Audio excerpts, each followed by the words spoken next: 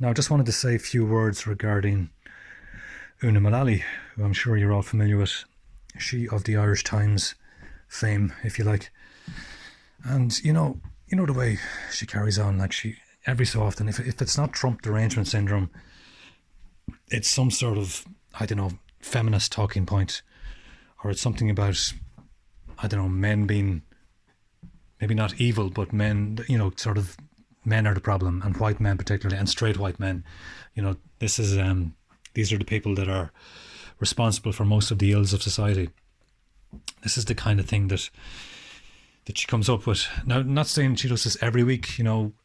Sometimes her articles are actually not bad. They're, when she kind of stays away from politics and this kind of moralizing, she's okay. She's not too bad. And especially when she goes back towards her roots, which was music writing and writing about the arts and film and, galleries and exhibitions and stuff like that. She was good at that, particularly music. She was a really good music writer because I remember her. I was kind of part of a social circle where I was kind of on the fringes of it at least. And she was part of that social circle as well. She didn't know me now, but I knew her.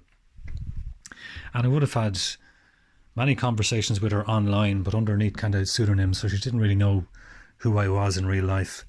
And she was okay. She was a little bit precious at times, a little bit uppity here and there, but generally not too bad. And what's interesting is, this is back in the 90s, the late 90s into the early 2000s. And, like I said, she seemed reasonably sound overall. Seemed like kind of a fun girl, and she used to go out and, she'd go to the same concerts as me, not necessarily hanging out with me, but hanging out with other sort of friends of mine, if you know what I mean. And what I find interesting is she was going out with guys back then. She was definitely, and I don't mean just hanging out with guys, like she was not a lesbian back then. Okay, like very clearly she was not. Like this never came up. It never came up. I'm not saying that she wasn't a lesbian. She may have been just kind of keeping it under wraps or whatever. But it just seems very strange that the very first time this comes up is just before the gay marriage referendum. And it's literally about 2 weeks before the vote. I remember it clearly, and I was shocked when I read the article because, first of all, I was shocked that she had cancer because that was the original point, I guess, of the article. She was talking about her cancer. But then the real reason for the article became clear. Basically, some of the nurses in the hospital, and they were Irish nurses, when they had asked her about, her next of kin or significant other or whatever, and she mentioned the name of her lesbian lover, her lesbian girlfriend at the time, and she described the reaction of the nurses, of the Irish nurses, and she described them as being like, pursing their noses and so our faces up, and really kind of screwing their faces up and being kind of disgusted with this. Their reaction was like they couldn't tolerate it, and they were so like judgmental and, oh, who does this girl think she is? Having her lesbian lover. How dare she? That was how Una described it.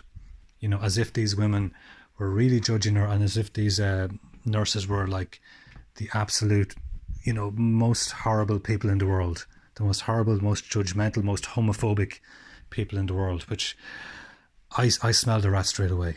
I thought, you are such a conniving person. This never ever came out before. You may have been lesbian, and just keeping it under wraps the whole time. But if that's the case, and then you just launch it just before the gay marriage referendum in this big hit piece in the Irish Times, I was stunned. I thought, oh my God, how conniving, how insidious, how sneaky is that?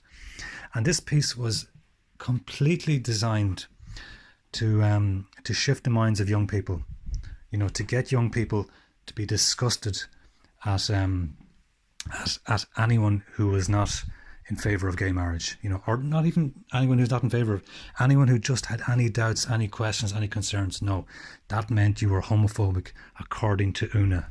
Una was telling the young people of Ireland how they should think. She was giving them their opinions, and I'll never forget that. I thought, oh my God, I will never trust this girl ever again. I saw right through her at that moment and realized exactly what kind of person we were dealing with.